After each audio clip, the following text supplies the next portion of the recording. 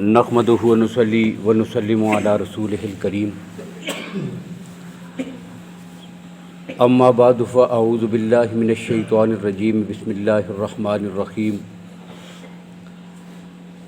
अल्हम्दुलिल्लाहि रब्बिल आलमीन अर्रहमानिर रहीम मालिकि यौमिद्दीन। इय्याका नअबुदु व इय्याका नस्तईन। सदक़ल्लाहुल अज़ीम। सूरह फातिहा के दर्स में आज की गुफ्तगू में इय्याका नअबुदु व इय्याका नस्तईन इस आयत से मुतल्लिक़ कुछ बातें आपके सामने ज़िक्र करनी है। इनमें सबसे पहली बात यह है कि कुरान पाक में हर आयत हर सूरत दूसरे के साथ एक ताल्लुक़ और जोड़ रखती है। ऐसा नहीं है कि पहली आयत में एक बात ज़िक्र की गई है और दूसरी आयत में उसे बिल्कुल हट कर कहीं और बात जो है वो दूर की ज़िक्र कर दी गई हो। नहीं, बल्कि ऐसा होता है कि हर बात हर आयत दूसरी आयत के साथ जुड़ी हुई होती है। हर सूरत दूसरी सूरत के साथ एक ताल्लुक़ एक निस्बत और रब्त रखता है और इसी तरह हर आयत दूसरी आयत के साथ एक रब्त और जोड़ रखती है। और ये सारी आयात कुरान पाक की सूरतें और आयात आपस में इस तरह जुड़ी हुई हैं कि जिस तरह जंजीर की कड़ियाँ एक दूसरे के साथ जुड़ी हुई होती हैं। इनमें कहीं भी ऐसा नहीं होता कि इधर की बात हो दूसरी उधर की बात हो। तसलसल है पूरे कुरान पाक में और ये कुरान पाक का एक एजाज़ है और अल्लाह के कलाम होने की एक बहुत बड़ी दलील और हुज्जत है। दूसरी बात जो ज़िक्र करनी है वो ये है कि इस आयत का तर्जुमा करना है और तीसरा इसमें जो आगाज़ में खिताब है लफ्ज़ काफ से इय्याका, तो ये खिताब जो है ये क्यों है और ये मुक़द्दम क्यों लाया गया है, बस ये दो चीज़ें आपके सामने अभी ज़िक्र करनी है। अब पहली बात यह है कि इय्याका नअबुदु व इय्याका नस्तईन का तर्जुमा क्या है। तो उसका तर्जुमा है तेरी ही हम इबादत करते हैं और करते रहेंगे और तुझ ही से हम मदद मांगते हैं और मांगते रहेंगे। अब आप ये देख रहे हैं कि जुमला एक है और उसका तर्जुमा मैंने दो बार किया है। तेरी ही हम इबादत करते हैं और तेरी ही हम इबादत करते रहेंगे। तुझ ही से हम मदद मांगते हैं और तुझ ही से हम मदद मांगते रहेंगे। अब आप अक्सर किताबों में उठाकर देखेंगे तो शायद आपको यह तर्जुमा वहाँ पे ना नज़र आए। वहाँ एक ही लिहाज से तर्जुमा होगा कि हम तेरी ही इबादत करते हैं और तुझी से मदद मांगते हैं। अब दूसरा जुमला मैंने साथ जो बढ़ाया ये कहाँ से आ गया है, ये क्यों है? तो वजह यह है कि अरबी में जब ज़मानों का ज़िक्र किया जाता है ना, तो उर्दू में दीगर ज़मानों में जो तीन ज़माने हैं उनके लिए तीन अल्फाज अलग से इस्तेमाल होते हैं। मादी के लिए जो गुज़रा हुआ ज़माना है जिससे हम गुज़र रहे हैं ये हाल है, और जो आने वाला ज़माना है जिसको हम मुस्तक़बिल कहते हैं। तीनों के लिए अलग अलग जो है वो अल्फाज इस्तेमाल होंगे, लेकिन अरबी का कमाल ये है कि तीनों ज़मानों के लिए दो ही लफ्ज़ इस्तेमाल होते हैं, तीन नहीं होते। मादी के लिए अलग सीगा इस्तेमाल होता है और जो ज़माना हम पे गुज़र रहा है ये और जो आने वाला बाद में है वो, इन दोनों के लिए एक ही लफ्ज़ इस्तेमाल होगा और करीने के लिहाज से फिर वहाँ पे आयत में या उस जुमले अरबी के जुमले में उसका तर्जुमा कर दिया जाएगा। अब ये दूसरा लफ्ज़ होता है ना, तो उर्दू में उसको हाल और फिर तीसरे को मुस्तक़बिल कहते हैं, जबकि अरबी में दोनों के लिए जो एक ही लफ्ज़ है उसको मुज़ारे कहते हैं। ये मुज़ारे का सीगा है। अब यहाँ पे मुज़ारे होगा ना, उसमें बियाक वक्त दोनों माने भी आ सकते हैं और करीने के लिहाज से कोई एक माना भी मुतय्यन हो सकता है। अब इसी मुज़ारे की वजह से जब ये नअबुदु मुज़ारे था, नस्तईनु मुज़ारे है, अब मुज़ारे के लिहाज से फिर माना क्या बनेगा? हम इबादत करते हैं और करते रहेंगे। आज भी करते हैं हाल में और आइंदा भी मुस्तक़बिल में करते रहेंगे। दोनों बियाक वक्त हो रही हैं। और नस्तहीन हम तो इससे आज भी मदद मांगते हैं और या अल्लाह आइंदा भी तो इससे मदद मांगते रहेंगे। अब ये हो गया जी इसका माना।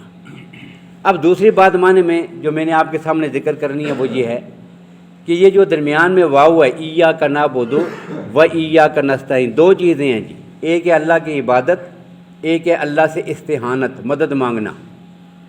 اب یہ دونوں چیزیں ہیں، اب دونوں کو ذکر کرنے میں درمیان میں ایک واو آیا ہے ایاک نعبد و ایاک نستعین۔ اب واو کا لفظی معنی تو ہوتا ہے اور، لیکن یہ واو جو ہے یہ متعدد معنوں کے لیے استعمال ہوتا ہے۔ کبھی جو ہے یہ اپنے اور والے معنی سے بالکل ہٹ کر قسم کے لیے بھی استعمال ہوتا ہے، واللیل، رات کی قسم ہے، والضحیٰ، میرے نبی مجھے تیرے چہرے کی قسم ہے۔ تو یہ قسمیہ ہوتا ہے، اس کو کہتے ہیں واو قسمیہ، قسم کے لیے واو استعمال ہو گیا۔ اب کہیں پہ یہ واو جو ہے یہ استعمال ہوتا ہے عطف کے لیے، پہلے جملے کو دوسرے جملے پر عطف کرنے کے لیے استعمال ہوتا ہے، اور کبھی یہ واو جو ہے یہ استعمال ہوتا ہے کسی چیز کا حال بیان کرنے کے لیے، اس کو کہتے ہیں واو حالیہ۔ اب یہاں پہ اس واو کو جب ہم حالیہ قرار دیں گے، اب اس لحاظ سے یہ جو میں نے ابھی باتیں کی ہیں نا، اس لحاظ سے اب یہ دونوں جو جملے ہیں ایاک نعبد و ایاک نستعین، اس کا ترجمہ کرتے ہوئے دو چیزیں سامنے آئیں گی۔ کون سی؟ پہلی چیز یہ سامنے آئے گی ایاک نعبد، یا اللہ ہم تیری عبادت کرتے ہیں، مستعینین بک، تجھ سے مدد چاہتے ہوئے، مستعینین بکا، تجھ سے مدد چاہتے ہوئے کہ یا اللہ عبادت ہم کب کر سکتے تھے؟ یہ جو عبادت ہے یہ ہمارے بس کی بات تو نہیں، ہم کیسے عبادت کر رہی ہیں؟ نستعینوں کا، مستعینین بک، تجھ سے مدد چاہتے ہوئے، تیری مدد کے ذریعے ہم تیری عبادت کر رہے ہیں۔ ایک معنی یہ ہوگا، اور دوسرا معنی اس کا ہوگا نعبدو کا، یا اللہ ہم تیری ہی عبادت کرتے ہیں، اور نستعین ایاک نعبد و ایاک نستعین، ہم تیری عبادت کرتے ہیں اور تیری عبادت کے ذریعے تجھ سے مدد چاہتے ہیں، تیری عبادت کے ذریعے۔ اب عبادت کے ذریعے جو ہے وہ اللہ کی مدد آتی ہے، کیا معنی؟ عبادت کے وسیلے سے ہم یا اللہ تجھ سے تیری مدد مانگتے ہیں۔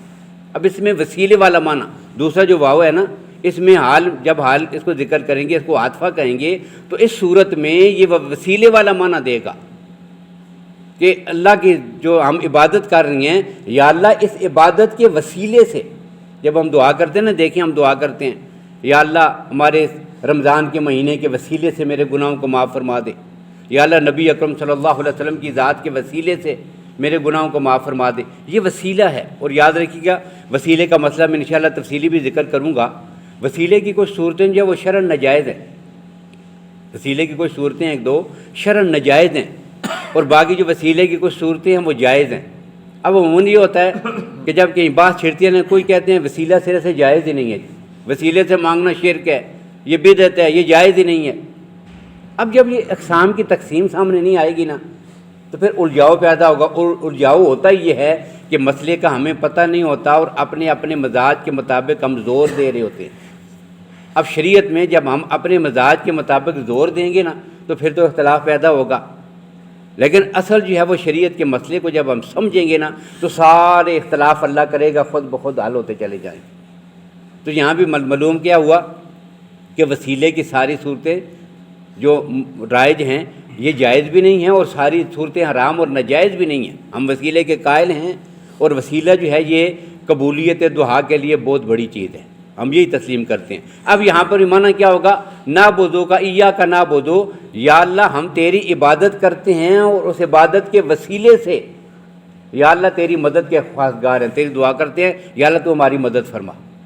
اب یہ وسیلہ جو ہے، اس طرح کا جو وسیلہ کہ عبادت کو بندہ اللہ کے دربار میں اس کی مدد کے حاصل کرنے کے لیے وسیلہ بنائے، یہ حدیث میں نبی اکرم صلی اللہ علیہ وسلم نے بھی اس کا ذکر کیا ہے۔ بنی اسرائیل کے 3 آدمیوں کا اللہ کے نبی صلی اللہ علیہ وسلم نے حدیث میں ذکر کیا کہ 3 آدمی تھے، وہ تینوں سفر پہ نکلے۔ پرانا وقت ہے، آج کے جدید دور کی سہولتیں میسر نہیں ہیں، گاڑیاں نہیں، ذرائع آمد و رفت نہیں، وہ پیدل چل رہے تھے، کئی دن چلتے چلتے ایک جگہ پہاڑی پہ گزر رہے تھے کہ زور کی بارش شروع ہو گئی۔ اب جیسے بارش آئی تو بارش سے بچنے کے لیے ایک غار تھا، اور تینوں آدمی اس غار کے اندر جا کے بیٹھ گئے کہ بھی بارش ختم ہو پھر غار سے نکل کے جائیں گے۔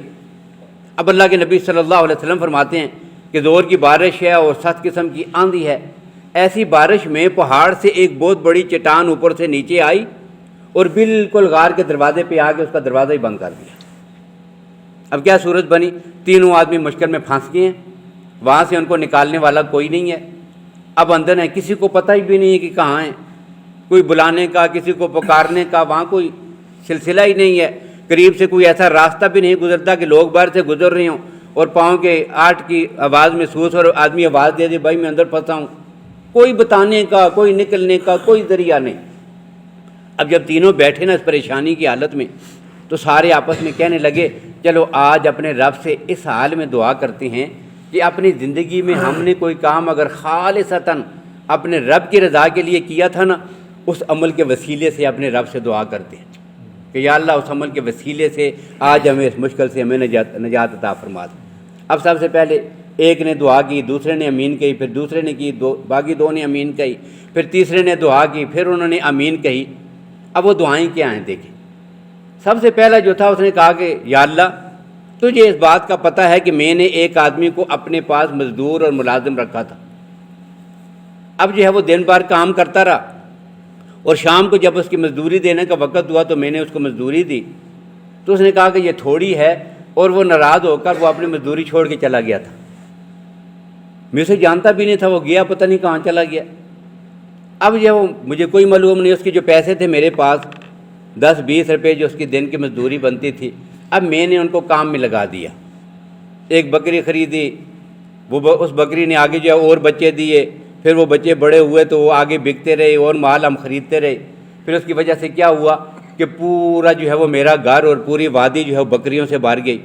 پھر بکریوں کے بجائے ہم نے انہی پیسوں کو میں نے آگے لگایا، پھر جو ہے وہ گائیں خرید لیں، اونٹ خرید لیے، 3 وادیاں جو ہے وہ مجھ سے بھر گئیں، اونٹ بھی بڑی کثرت کے ساتھ ہیں، گائیں بھی ہیں، بکریاں بھی ہیں، بہت ساری ہو گئیں، اللہ نے برکت عطا کر دی۔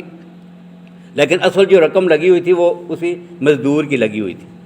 اب مجھے تو پتہ تھا، کافی عرصے کے بعد ایک دن وہ مجبور ہو کر وہ مزدور پھر میرے پاس آیا، کہتا ہے جی میرے ایک دن کی مزدوری آپ کے پاس رہتی ہے۔ تو میں نے کہا کہ نہیں، ایک دن کی مزدوری نہیں ہے، یہ جتنے جو تجھے مال مویشی یہ سارا کھاتا نظر آ رہا ہے نا، بکریوں کا، بیڑوں کا، گائیوں کا، اونٹوں کا، یہ سارا تیرا ہے۔ اب وہ ہنسنے لگا، کہتا ہے میرے ساتھ مذاق اڑاتے ہو، میرے 10 روپے 20 روپے ایک دن کی مزدوری ہے، وہ مجھے دو اور میں جاؤں، مجبور ہوں۔ اس نے کہا نہیں میں مذاق نہیں کر رہا، یہ سب تیرا ہے، اس لیے کہ تیرے پیسوں سے اللہ نے سارا آگے بڑھایا ہے تو تیرا ہی بنتا ہے، لے جاؤ۔ اب وہ آدمی بڑا خوش ہوا اور سارا سامان سارے جانوروں کو ہانکا اور مجھ سے لے کے چلا گیا۔ تو کہتے ہیں یا اللہ یہ کام جو کیا تھا میں نے ایک مزدور کو اتنا سارا کچھ جو دے دیا تھا یہ صرف تیری رضا کے لیے کیا تھا، تو اگر میرے اس عمل کو تو نے قبول کیا ہے تو آج اس مشکل میں اس عمل کے وسیلے سے نعبدو کا و نستعینو کا اس عبادت کے وسیلے سے یا اللہ میری اس پریشانی کو دور کر دے۔ اب کہتے ہیں کہ 1/3 حصہ جو ہے وہ چٹان کا آگے سے کھسکا اور تھوڑا سا سوراخ بن گیا آدھا سا، لیکن آدمی نکل نہیں سکتے تھے۔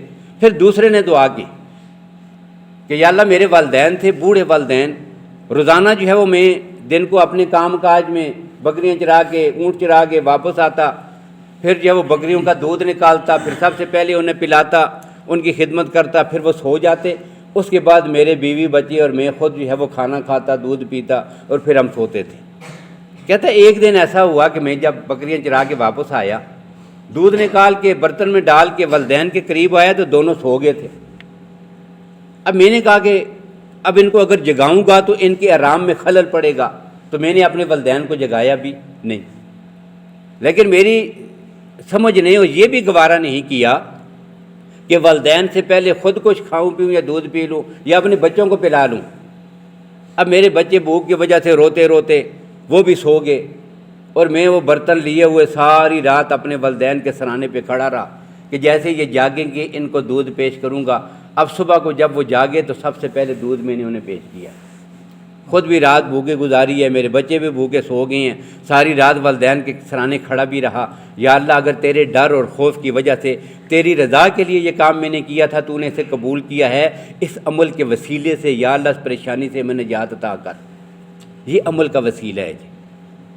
اب حدیث میں اللہ کے نبی صلی اللہ علیہ وسلم فرماتے ہیں کہ وہ چٹان تھوڑی سی اور کھسکی اور 1/3 حصہ اور خالی ہو گیا۔ لیکن پھر بھی نکل نہیں سکتے تھے۔ اب تیسرے نے کہا کہ یا اللہ ایک عورت تھی، میری رشتہ دار تھی، صاحب حسن و جمال تھی، بڑی خوبصورت تھی، اب میری اس پہ نظر لگی ہوئی تھی، بد نظر تھا میں اس پہ۔ اب میرا خیال تھا کہ کسی طرح اس عورت کو جو اپنے قریب کروں۔ اب خدا کی شان ایک موقع ایسا ہوا، وہ عورت مجبور ہوئی اور میرے پاس آئی تو مدد مانگ رہی تھی۔ اب میں نے اسے رقم دینے کا بھی وعدہ کیا اور ساتھ کہا کہ میری ضرورت اور میرا مطلب اگر پورا کرو گی تو میں تجھے رقم دینے کے لیے تیار ہوں۔ اب وہ بیچاری اتنی پریشان تھی، پھنسی ہوئی تھی کہ اس نے کہا کہ ٹھیک ہے، اب رقم میں نے اس کو دے دی۔ اب جب جو ہے وہ بالکل میرے لیے سارے راستے مکمل تھے، کوئی انکار کرنے والا نہیں، کوئی دیکھنے والا نہیں، اور جب جو ہے میں اس عورت کے قریب گیا تو مجھے تیرا خوف یا اللہ لاحق ہوا، میں ڈر گیا تھا تیری ذات سے۔ جب بعض حدیث میں ہے اللہ کے نبی صلی اللہ علیہ وسلم فرماتے ہیں کہ جب وہ آدمی اس عورت کے قریب گیا تو وہ کانپنے لگی۔ اس نے کہا کیوں ڈر رہی ہو؟ تو اس نے کہا کہ میں اللہ کی ذات سے ڈر رہی ہوں، میں نے آج تک غلط کام کبھی نہیں کیا، اس رب سے میں ڈر رہی ہوں۔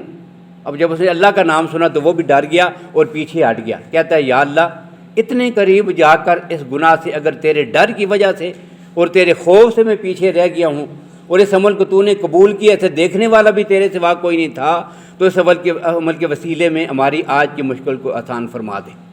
اب وہ اللہ کے نبی فرماتے ہیں کہ وہ چٹان مکمل طور پر نیچے گری، راستہ کھل گیا اور تینوں اپنے سفر پہ آگے نکل گئے۔ یہ کیا ہے؟ یہ عمل کا وسیلہ ہے۔ تو معنی کیا بنے گا کہ یا اللہ میں تیری عبادت کرتا ہوں، میں عبادت نہیں کر سکتا اس لیے جب تک کہ تیری مدد میرے ساتھ شامل حال نہیں ہوگی۔ ایک معنی یہ بنے گا۔ دوسرا معنی یہ بنے گا کہ یا اللہ میں تیری عبادت کرتا ہوں اور تیری عبادت کے وسیلے سے تیری مدد کا خواستگار ہوں۔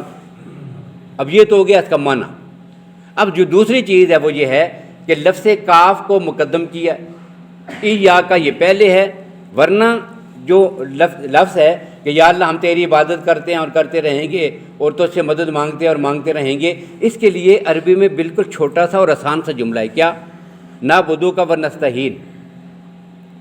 دوسرے نستعین کو آیت کو مکمل کرنے کے لیے کاف کو جو ہے وہ حذف کر دیں گے، نعبدو کا و نستعینوں کا ہے۔ اب دوسرے نستعین سے کاف کو جو ہے وہ ہٹا دیا، اب آیت بن جائے گی کیا؟ نعبدو کا و نستعین۔ اب دیکھیں چھوٹی سی ہے، معنی کیا ہوگا؟ ہم تیری عبادت کرتے ہیں اور کرتے رہیں گے اور تجھ سے مدد مانگتے ہیں اور مانگتے رہیں گے۔ بات تو پوری ہو گئی ہے، لیکن اس کی بجائے یہ کیوں آ گیا ایاکا نعبدو و ایاکا نستعین؟ یہ ایاکا دو دفعہ جو یہ پہلے کیوں آیا ہے؟ اس میں اللہ کے ساتھ خطاب کیوں ہے؟ اب یہاں پہ ایک اور بڑی دلچسپ بات جو ہے وہ آگے آئے گی کہ پیچھے خطاب نہیں تھا، یہاں ڈائریکٹ جو ہے خطاب پہ کیوں آ گئے؟ پیچھے جو ہم جو کہہ رہے تھے وہاں پہ خطاب نہیں تھا اور یہاں ڈائریکٹ جو وہاں خطاب پہ کیوں آ گئے؟ تو یہ بھی انشاءاللہ آئے گا۔ لیکن یہاں پہ جو کاف ہے اس کو مقدم کیوں کیا گیا؟ ایاکا تجھ کا ذکر پہلے کیا گیا ہے اور نعبدو اور استعانت کا ذکر بعد میں کیا گیا، یہ کیوں کیا گیا؟ اب اس کے جو ہے وہ ایک سے متعدد جو بہت سارے جواب ہیں، جن میں سے پہلی بات یہ ہے کہ ایاکا اللہ کا ذکر پہلے کیا گیا ہے اور عبادت کا ذکر اور مدد مانگنے کا ذکر بعد میں کیا گیا ہے۔ اس کی وجہ یہ ہے کہ بندہ جب کسی آدمی سے مانگنے کے لیے، مطلب ہو نا بڑے سے مانگنے کے لیے، ایک فقیر اس کے دروازے پہ جاتا ہے، ایک سوال کرنے کے لیے کسی بڑے کے دروازے پہ جائے، اپنے آقا کے سامنے اس کے دربار میں جائے۔ اب یہ تو کوئی بات نہ ہوئی کہ جیسے ہی پہنچا اپنی بات شروع کر دی۔ کیا کرے گا؟ پہلے اس کو اپنی طرف متوجہ کرے گا، پہلے اس کو خطاب کرے گا، پہلے اس کی تعظیم کا اظہار کرے گا، پہلے اس کا ذکر اور تذکرہ کرے گا۔ جب وہ اس کی طرف متوجہ ہوگا تو اب اپنے مطلب کی بات کہے گا، تب بات پوری ہوگی۔ اس لیے جب ہم کہتے ہیں نا ایاکا، اس میں پہلے اللہ کی ذات کا ذکر کرتے ہیں، پہلے اپنے رب کو اپنی طرف متوجہ کرتے ہیں، جب اس کی رحمت ہماری طرف متوجہ ہوتی ہے پھر اپنی عبادت اور اس کی مدد کا ذکر کرتے ہیں۔ ایک فائدہ اس میں یہ ہوا ہے۔ دوسرا فائدہ تفسیر کشاف میں علامہ زمخشری رحمہ اللہ نے لکھا، وہ یہ لکھا ہے کہ یہ ایاکا میں کاف کو پہلے کرنے کی وجہ سے اس میں تخصیص آ گئی ہے۔ معنی کیا ہوگا؟ نخصک بالعبادت و نخصک بطلب المہونہ، کہ یا اللہ ہم نے عبادت کے لیے بھی تجھے خاص کر دیا ہے، صرف تجھ ہی سے مدد مانگتے ہیں اور تیری ہی عبادت کرتے ہیں، یہ تجھ ہی سے اور تیری ہی کا معنی کیوں آیا ہے کہ پہلے جو ہے وہ ایا کا آیا ہے اور نعبدو بعد میں آیا ہے، یہ دوسرا معنی ہے۔ اور ابن عباس رضی اللہ تعالیٰ عنہ نے بالکل اس سے ملتی جلتی ایک بات ارشاد فرمائی ہے، وہ انہوں نے کہا کہ تخصیص کی وجہ سے، اور زیادہ جو ہے مفسرین نے اس کے لیے جو لفظ استعمال کیا نا وہ وہی ہے جو حضرت ابن عباس رضی اللہ عنہ کی تشریح میں ہے۔ وہ کیا کہتے ہیں؟ وہ کہتے ہیں یہ اثر کے لیے ہے، یہ عبادت اور استعانت کو صرف اللہ کی ذات کے ساتھ مخصوص کرنے کے لیے، یا اللہ تیری ہی عبادت کرتے ہیں، تیرے سوا کسی کی عبادت نہیں کرتے، اور تجھ سے مدد مانگتے ہیں، تیرے سوا کسی سے مدد نہیں مانگتے، اور تیرے سوا نہیں مانگتے یا عبادت نہیں کرتے، یہ معنی پیدا کرنے کے لیے لفظ ایا کا یہ پہلے آیا ہے۔ دو وجہ ہو گئی ہیں۔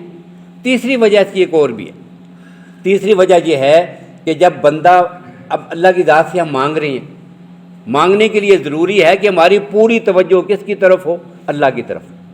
مانگنے میں دعا کے آداب میں یہ بات شامل ہے کہ بندہ جب اپنی ذات رب سے دعا مانگ رہا ہو نا تو پوری توجہ کے ساتھ دعا کرے تو وہ دعا قبول ہوتی ہے۔ یہ نہیں ویسے یاد اٹھائے۔ ہم کیا کرتے ہیں؟ ہم تو دعا پڑھتے ہیں، یاد رکھیے گا، ہم جو دعا کرتے ہیں یہ دعا ہم پڑھتے ہیں، یہ مانگتے نہیں ہیں اللہ کی ذات سے۔ دعا مانگنا اور ہوتا ہے اور دعا پڑھنا ہم پڑھ لیتے ہیں، بس یہ خیال کہیں اور ہوتا ہے، کبھی داڑھی کے ساتھ کھیل رہے ہوتے ہیں، کبھی ادھر دیکھ رہے ہوتے ہیں اور ساتھ دعا جو الفاظ پڑھ رہے ہوتے ہیں۔ سمجھائیے، یہ دعا پڑھنا ہے، پڑھنے میں ہماری توجہ نہیں ہوتی، ہم متوجہ کسی اور کی طرف ہوتے ہیں، دیکھ کہیں اور رہے ہوتے ہیں اور ساتھ یہ الفاظ رٹے رٹائے پڑھے اور چلے گئے، اور بعض اوقات تو ہمیں پتہ بھی نہیں ہوتا کہ ہم دعا میں پڑھ کیا رہے ہیں۔ یہ جو ہم دعائیں مانگتے ہیں عربی والے الفاظ، ہمیں پتہ ہے کہ دعا میں کیا مانگ رہے ہیں، یہ ہے جی ہم دعا پڑھتے ہیں۔ تو پڑھنے میں اور دعا مانگنے میں بڑا فرق ہے۔ اب دعا مانگنے کے لیے اساس اور بنیاد اور پہلی بات کیا ہے کہ اللہ ہی کی طرف بندہ کامل طور پر متوجہ، ساری دنیا کو بھول کر استغراق کی کیفیت ہو۔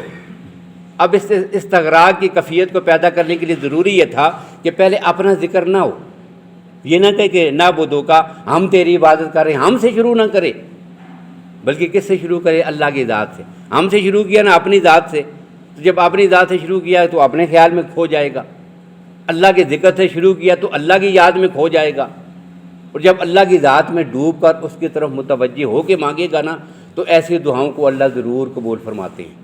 اب یہ فائدہ پیدا کرنے کے لیے کیا کیا؟ ایاک نعبد و ایاک نستعین۔ اب اسی لفظ کاف جو ہے نا اس کو پہلے لانے کے کچھ اور فائدے بھی ہیں، تو گفتگو لمبی ہو جائے گی انشاءاللہ۔ یہ فوائد اور باقی چیزیں کل کی گفتگو میں آپ کے سامنے آئیں گی۔ تو یہ آج کی آیت تھی ایاک نعبد و ایاک نستعین، تیری ہی ہم عبادت کرتے ہیں اور کرتے رہیں گے، تجھ ہی سے ہم مدد مانگتے ہیں اور مانگتے رہیں گے۔ یہ آیت کا ترجمہ تھا، باقی تشریح انشاءاللہ کل۔ اللہ تعالیٰ ہم سب کو سمجھنے کی، عمل کرنے کی توفیق نصیب فرمائے۔